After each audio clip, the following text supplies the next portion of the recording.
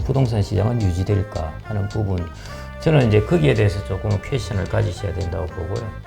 항상 시장이 있어야 된다는 것입니다. 동반 관계를 가져가고 믿음을 가져가면은 수익은 반드시 주게 되어 있습니다. 또 데모그래피에서도 괜찮고 테크놀로지에도 괜찮고 하기 때문에요. 미국 시장에 투자하십시오.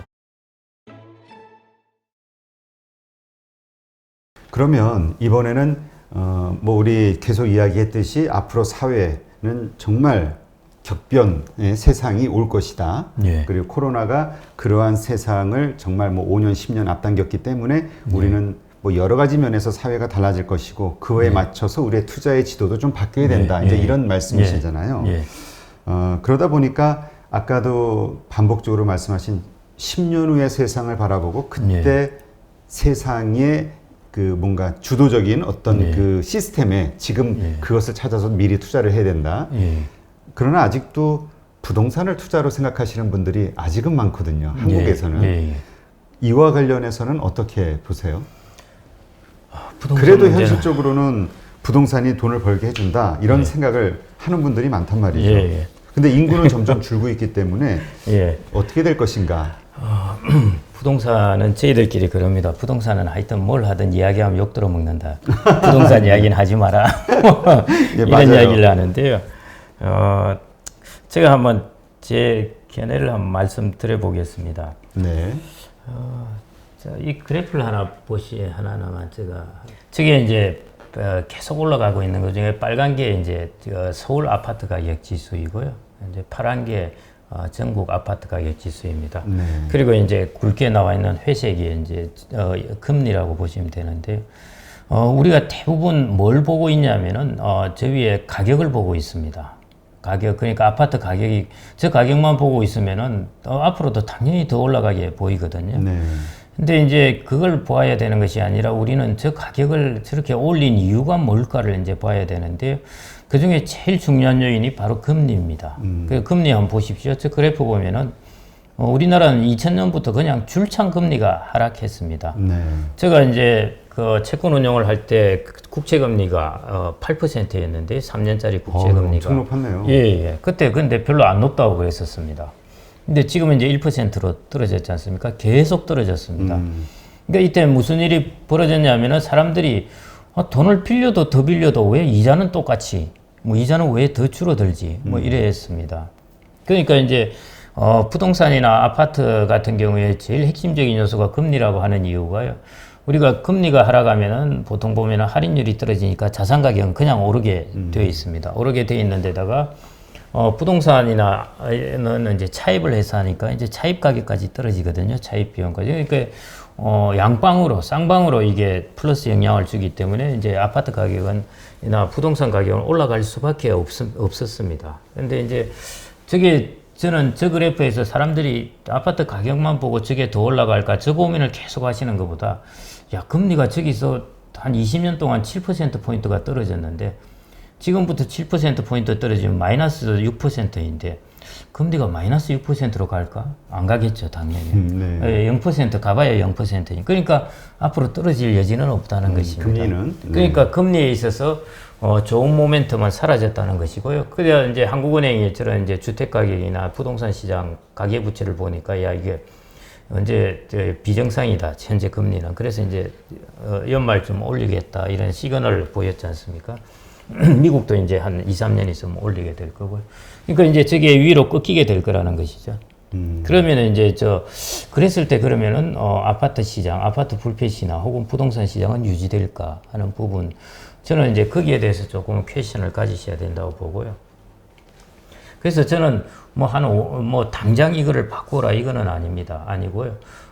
자산을 배분한다면 특히 이제 부동산 같은 경우 이렇게 보고 한다면 적어도 한 4, 5년은 이렇게 바라보면서 자기의 이제 자산 구조를 바꿔가야 되는데 그렇게 한 4, 5년을 본다면은 이제 수급 요인의 공급 부족 요인도 사라질 거란 말입니다. 거기다가 저런 매크로 요인, 거시 경제적 요인까지 이제 지금까지와 달리 마이너스 쪽, 그러니까 역의 효과를 가지게 되면은 그런 부분에 있어서 저는 이제 아파트 시장이나 주택 시장은 조금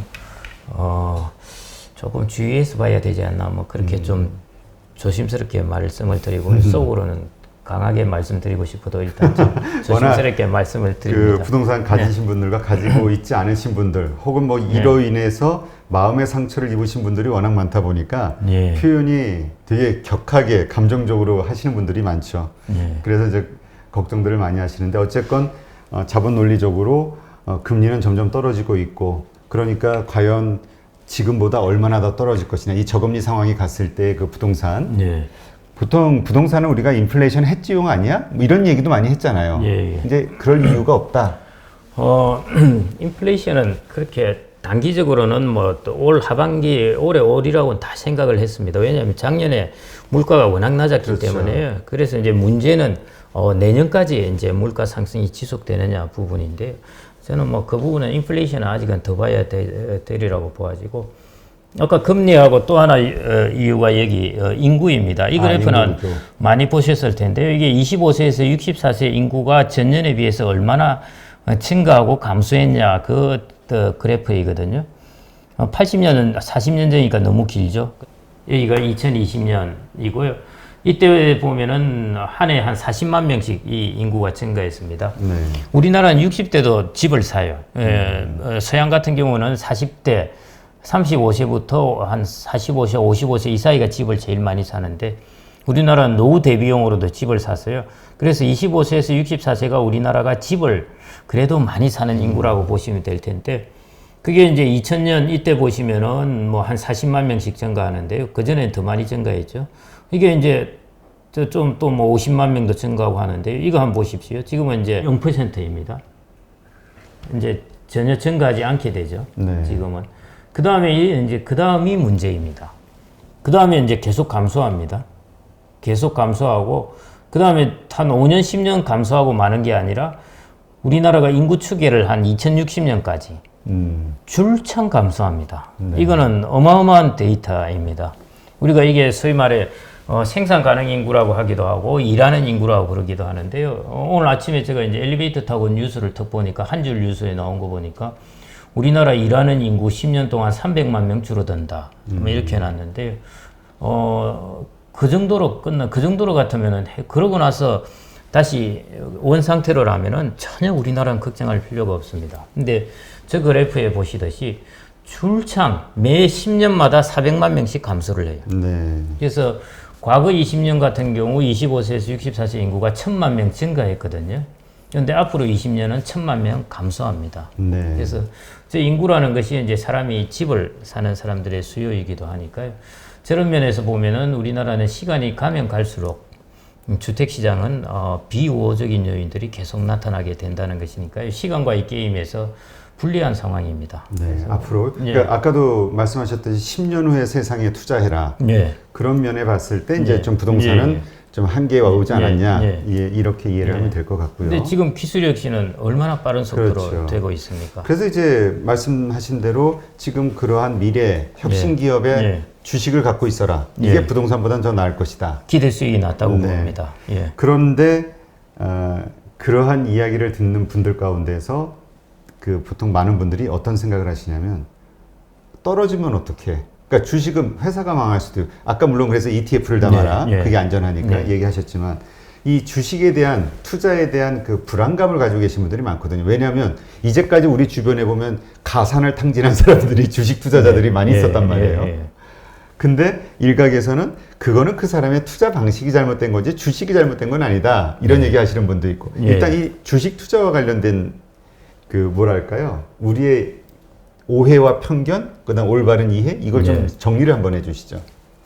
오해와 편견이 아니라 그게 진실인 것 같고요. 진실이죠. 예, 하긴. 왜냐하면은 저 주변에도 그렇고 많이 손실을 봅니다. 그런데 제가 한번 예를 들어 보겠습니다. 우리가 증권회사에서 이제 PI 투자라고 이제 자기 자본을 네, 그렇죠. 투자해서 돈을 버는 그 데스크가 있습니다. 그 애들은 한 번씩 이제 시장이 좋으면은 성과급을 많이 받거든요. 사장보다도 성과급을 많이 받고 그랬습니다. 그래서 제가 가만 생각해 보니까 저 친구들이 어떻게 하면은 돈을 벌 수 있을까 가만 생각을 해 보니까 제가 내린 결론은 그것이었습니다. 항상 시장이 있어야 된다는 것입니다. 그러니까 시장이 안 좋을 때도 시장이 있고 시장이 좋을 때도 시장이 있고 해야지 시장이 안 좋을 때는 이제 월급만 받고 있다가 시장이 좋을 때 제가 보니 자기 실력이 좋아서 되는 게 아니고 시장이 좋아서 돈을 버는 것이거든요. 아, 네. 예, 자기 실력이 좋아서 돈 버는 게 아닙니다. 그래서 그 사람들의 생존 방법은 자기 실력을 키워봐야 주식시장에서 맞추기 어렵습니다. 그렇기 때문에 여하튼 내가 이 시장에 PI 시장에 내가 항상 있도록 하는 것, 그게 돈을 버는 방법입니다. 마찬가지입니다. 마찬가지로 우리가 투자 쪽에서 손실을 봅니다. 근데 우리가 권투를 할 때 아시다시피 권투를 아무리 잘해도 맞아야 됩니다. 그렇죠. 예, 자기가 안 맞고 상대방을 때릴 수가 없거든요. 그래서 주식시장의 그런 불편한 부분은 자본시장에 대한 믿음으로 해결하시기야 될 것 같습니다. 그러니까 적어도 자본주의라는 곳이 이제 주주가 아무래도 자본이라는 것이 주식이지 않습니까? 그렇죠. 그게 중심이라는 것이거든요. 그런 자본주의라는 것은 우리가 그 회복을 할 수 있다는 믿음, 그리고 자본주의는 혁신을 해나간다는 믿음, 그런 믿음을 가지고 이제 견디는 것. 우리가 어떤 사람이 저 사람이 믿을만 하지 못하면은 우리는 그 사람에 대해서 빨리 적지만은 그 사람이 믿을만하다는 믿음을 갖게 되면은 그 사람이 돈을 당장 안 갚더라도 견뎌주거든요. 그리고 반드시 거기에 대한 보상을 받게 되는 것이고요. 마찬가지 자본시장도 저놈은 정말 이제 자본시장을 보는 시각이 저놈은 정말 나쁜 놈이다. 나를 사기칠 수도 있고 나를 홀딱 벗겨 먹을 수도 있고 이런 생각을 하는 관점하고요. 내가 저 자본시장과 더불어서 내가 결혼하듯이 내가 오렇게 동반관계를 갖게 되면은 결혼하다가도 싸움도 하고 집도 나가고 친정도 가고 뭐 이러듯이요. 그런 일은 발생을 하겠지만은 그 관계를 동반관계를 가져가고 믿음을 가져가면은 수익은 반드시 주게 되어 있습니다. 제가 뭐 또 공자님 말씀 같긴 네. 한데요. 데이터를 직접 봐도 그렇습니다. 제가 이런저런 데이터를 가져온 것 중에 하나인데요. 저는 우리나라 주식시장은 좀 왔다 갔다 하기도 합니다. 그래서 네. 장기나 안 그러면 이런 경우에 저는 이제 미국 데이터를 가져와서 많이 하는데요. 미국에 이제 이게 그 S&P 500이라고 보시면 될 것 같습니다. 네. 보시면은 이게 이제 적립식으로 투자를 한 것이거든요. 매월 50만 원씩 투자했다 보시는데요. 그 밑에 주황식으로 나와 있는 누적 납입금 있지 않습니까? 네. 이게 원금입니다. 아. 그리고 그 위에 있는 파란색 부분이 수익입니다. 이게 장기로 투자했을 때 보시면은 어떤 경우에는 90년대 후반, 2000년대 초반 나스닥 꺼질 때 보시면은 저 손실을 봐요. 한 2, 3년 동안 계속 손실을 볼 수도 있습니다. 그 다음에 그 2008년 글로벌 금융위기 왔을 때, 저때도 손실을 보지 않습니까? 그렇죠. 저런 때 이제 사람들이 타격을 받고 시장에서 나가버립니다. 그렇죠. 정리하고 예. 이건 할 게 안 돼. 그렇죠. 나가버리면은 보시다시피 2010년부터 올라오는 저 시장을 그 다음 바로 들어오면 괜찮은데요. 저기서 한 5년 이상 있다가 이제 좋아지면 들어오게 됩니다. 그래서 그러다 보니까 이제 생각보다는 이제 이익을 많이 못 보던가 손실만 보던가 그런 경우가 발생할 수 있는데요. 그래서 저게 이제 일종의 저 그래프가 이제 자본시장에 대한 믿음이라고 보시면 될 것 같습니다. 근데 주식시장의 하부 구조를 보면은 우리나라보다는 하여튼 미국이 하부 구조가 훨씬 좋습니다. 그래서 저는 이제 미국이라든지 뭐 중국도 포함하면 하고요. 이 두 나라를 저는 뭐 해외 투자 어느 나라 하면 저는 그냥 G2라고 미국, 중국 이 정도면 뭐 족하다 이야기를 하는데요. 저런 기업에 투자를 해서 저렇게 장기 적립으로 가져가 둘 중에 어느 나라를 한 나라만 택해라 하면은 그건 당연히 미국 시장을 택하시면 될 것 같고요. 그러면은 그래서 저렇게 중간중간 마이너스가 날 수 있는 것 저런 기간을 견디고 무조건 시장에 있어야 됩니다. 그러니까 앞으로 저렇게 그래프 올라가듯이 앞으로 좋아질 수 있다. 저거 또 꺾입니다. 그렇죠. 이렇게 꺾이겠죠. 또. 예. 당연히 항상 꺾입니다. 꺾이는 걸 알고 있음에도 불구하고 그 시점을 모르거든요. 그렇죠. 그래서 이제 저도 이런 뭐 계속 좋다고 했다가 그래서 욕 들어먹는 사람이 많습니다. 그래서 알 수 없으니까. 야, 이 폭락했는데 이게 뭐냐 그러는데 그래서 저런 시장, 저런 그래프를 좀 이렇게 보시고 그리고 특히 여러분들이 자녀들을 일찌감치 이렇게 지금 월로 50만 원인데요. 그걸 계속 꾸준하게 적립을 해주면은 여러분들 50만 원씩 했을 거예요. 예. 여러분들의 원금이 2억 원인데요. 수익이 14억 원이고 합계가 16억 원이 된 것이거든요. 이제 미국 시장이라서 이렇긴 한데 여러분의 자녀들도 여러분들 손자도 좋고요. 여러분 미국에는 이제 손자들이 태어나면은 뭐 다는 아니겠지만 이렇게 이제 주식이나 통장을 주기도 하고 그다음에 이제 유대인들은 13살 성인식이 될 때 이렇게 돈을 그렇죠. 줍니다. 그러면은 유대인들은 이제 돈을 버는 게 아니라 돈을 굴려가는 것, 불려가는 것, 이걸 이제 많이 가르치고 배우는 것인데요. 저게 이제 돈을 불려가는 것 중에 제일 중요한 그래프라고 보시면 될 것 같습니다. 근데 이제 진짜 어떤 분들은 그런 얘기 하시거든요. 저 미국 시장이니까 가능하지 한국같이 박스권 경기 민감주가 워낙 많은 경제지를 차지하다 보니까 좋을 때 확 좋아졌다가 다시 안 좋아지면 훅 떨어지고 이렇기 때문에 안 좋아라고 생각하시는 분들은 그냥 미국에 하면 되는 거네요. 그렇습니다. 그게 자본시장, 금융시장의 규제 완화가 바로 저런 겁니다. 예를 들어 이전에 영국이 해외 부가가치를 흡수하려고 할 때 인도에 갈 때는 보면은 군대도 보내고 행정관도 보내고 심심하면은 데모한 거 진압하고 막 유혈이 낭자하고 이렇게 해야 부가가치를 얻을 수 있었는데요. 지금 같은 경우는 그럴 필요가 없습니다. 편안하게 그렇죠. 살 수 있죠. 그 나라의 지분을 사면 되는 것이니까요. 그러니까 우리가 자꾸 이 좁은 그러니까 이제까지의 마인드 그냥 국내만 생각하고 하는 게 아니라 이제 어차피 이 뭐라 그럴까요? 플랫폼 기업들에 의해서 이 벽이 다 허물어지고 있잖아요. 세계 그 맞습니다. 뭐 언어의 벽도 뭐 요새 뭐 번역도 뭐 아주 잘 되고 하는 상황이니까 이렇게 해서 우리가 미국이 됐든 뭐 중국이 됐든 아니면 한국이 됐든 가능성이 높은 곳에 이런 식으로 투자를 하자. 그 젊으신 분 이제 20대 30대들 요즘 서학겜이라고 해서 이미 해외 주식에 익숙합니다. 그런데 50대는 아닙니다. 그 다음에 여성분들도 아니에요. 제가 아까 보니까 여기 구독자의 46% 정도가 이제 여성분이라고 그러시는데 여전히 익숙한 거를 많이 찾으려고 그러거든요. 일단 해외 투자를 하게 되면은 이게 왜 올라도 왜 오르는지를 모르겠고 떨어져도 왜 떨어지는지 모르겠어요. 이거는 한국에서 쉽게 뉴스 검색하거나 뭐 이렇게 물어볼 사람들이 있는데 그러다 보니까 이제 약간 막연한 두려움 같은 게 있는 것 같아요. 해외 투자에 대해서는. 예, 맞습니다. 근데 그 장벽은 좀 이렇게 돌파하시는 게 좋을 것 같습니다. 그렇죠. 근데 사실 또 이거에 대해서 반론 제기하시는 분들은 요새 시스템 좋아져가지고 그 야후라든가 야후 파이낸스 그 뉴스라든가 뭐 이런저런 그 검색해가지고 그냥 뉴스 긁어가지고 구글에다 딱 하면 번역이 쫙 대충 되잖아요. 그럼 이해를 하거든요. 대충. 그것뿐만이 아닙니다. 요즘 카톡방 같은 경우에도요. 정말 애널리스트보다 더 좋은 정보들이 올라옵니다. 맞아요. 정말 저는 그런 거 보고 정말 정보화 사회가 정말 왔다는 것. 그 다음에는 두 번째로 우리나라 사람들 정말 대단하다. 제가 영월이나 이제 뭐 이런 곳에 의성 이런 데 인구가 4만 5만이거든요. 그런데 강의하러 갈 때 이게 도대체 무슨 말을 해야 되나 고민을 합니다. 어떤 말을 해야 되지? 가보면 완전히 달라요.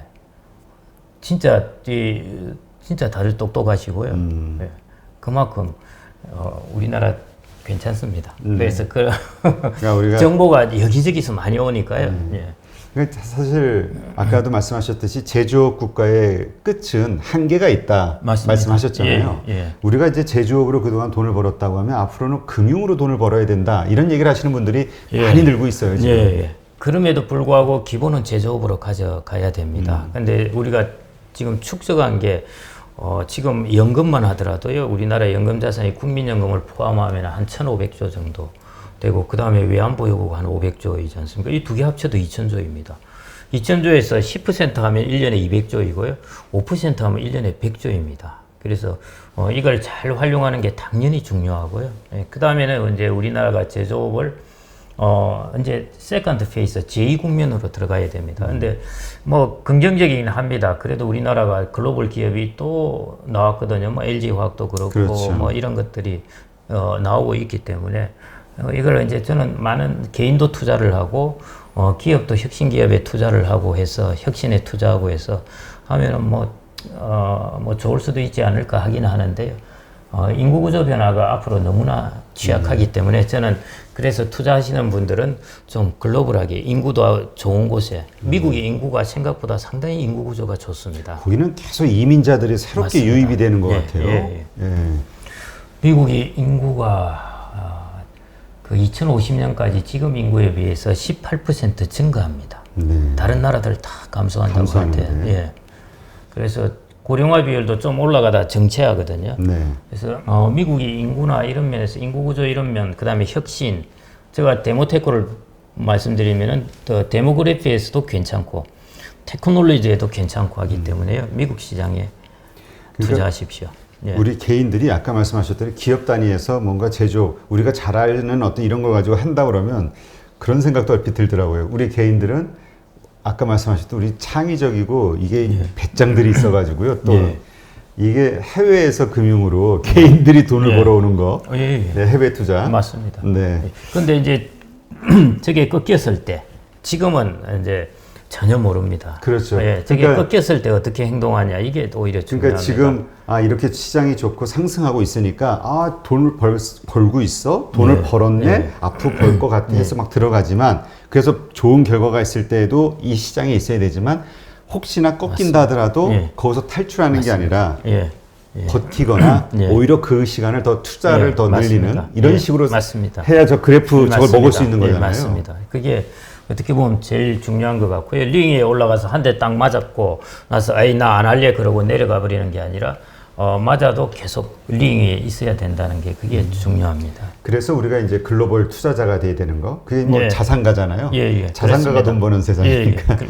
근데 그거에 더해서 아까 말씀하셨듯이 장기 투자, 그 다음에 적립식 투자, 맞습니다. 이거를 이제 접목을 해야 된다. 예. 장기 투자라는 게 저게 꺾였을 때도 시장에 그렇죠. 있는 것, 그게 장기 투자라고 보시면 되겠습니다. 그렇군요. 예. 근데 그 뭐라 그럴까요? 책에 보니까 그 나만의 바벨을 들어라 이런 예. 표현을 하셨던데요. 예, 이거는 어떤 걸 의미하신 거죠? 이제 그거는 이제 우리나라 퇴직하는 사람들, 퇴직하는 분들이 이제 지금 예금만 다 하고 계시거든요. 근데 이제 혁신 기업에 투자를 하라고 그러면은 리스크가 당연히 있습니다. 그렇죠. 그래서 저는 퇴직한 분들은 월급이 없어지니까 현금 흐름이 있어야 되지 않습니까? 그래서 한쪽 끝에는 우리가 그러니까 요즘 중위험 중수익 그래서 퇴직한 분들이 중위험 중수익 해가지고 사모펀드도 넣고 해서 야 5% 정도 주는 거 찾을래 하다가 이제 좀 문제되고 하죠. 예, DLS 했다가 이제 그거 독일 국채금 파생 거기 투자했다가도 손실을 보시고 했는데 그러시지 말고 한쪽 끝에는 혁신기업 아까 말씀드린 그 혁신기업으로 장기 성장을 추구하시고 다른 한쪽 끝에는 이제 부동산의 리츠 같은 게 투자하셔가지고 리츠는 90% 배당을 주게 돼 있거든요. 자기 안전자산 수익의 90%. 그러니까 현금 흐름이 계속 나옵니다. 리츠 가격이 떨어지든 오르든 팔고만 있지 않으면은 계속 배당을 주거든요. 그래서 한쪽에는 배당을 받는 것으로 해서 자기의 노후에 충당을 하고 한쪽에는 혁신 기업을 가지고 있어서 이건 잠재성이거든요. 나중에 한 20년 지나서 이게 목돈으로 들어올 수가 있습니다. 그렇죠. 10년 지나서. 그래서 퇴직하신 분들의 경우에는 제가 바벨 한쪽 끝에는 인컴 자산, 리츠를 드시고 한쪽 끝에는 혁신 ETF를 가지시고 이렇게 바벨을 드시면은 그래서 제가 그런 말씀을 좀 드려봤습니다. 알겠습니다. 네, 이렇게 해서 이제 정말 데모테크라는 그 단어가 이야기하듯이 앞으로 달라질 앞으로의 세상 예. 이것을 우리가 투자자의 관점에서 어떻게 준비하고 어떻게 그 기회를 잘 활용할 수 있을 것인지 예. 좋은 인사이트 말씀을 들었는데요. 네, 한번 뭐 해외 투자, 글로벌 투자 예. 이게 좀 그 하신 분들은 뭐 별거 아니라고 생각하실 수 있는데 아직 해보지 않으신 분들한테는 이게 되게 큰 어떤 그 간극이 있을 건데 맞습니다. 이게 또 해보면 별거 아니죠. 예. 네, 하여튼 앞으로 우리가 그 이 좁은 한국이 아닌 이 세계를 상대로 우리의 재산을 어떻게 늘릴 것인가 수익을 한번 고민해야 될 그 시점이 아닌가 맞습니다. 생각이 되네요. 예. 네, 데모테크가 온다. 예. 제가 한번 홍보해드렸습니다. 예, 아이 감사합니다. 네, 이제까지 미래에셋 투자와 연금센터 대표이시죠 김경록 대표님과 함께했습니다. 수고하셨습니다. 예, 감사합니다.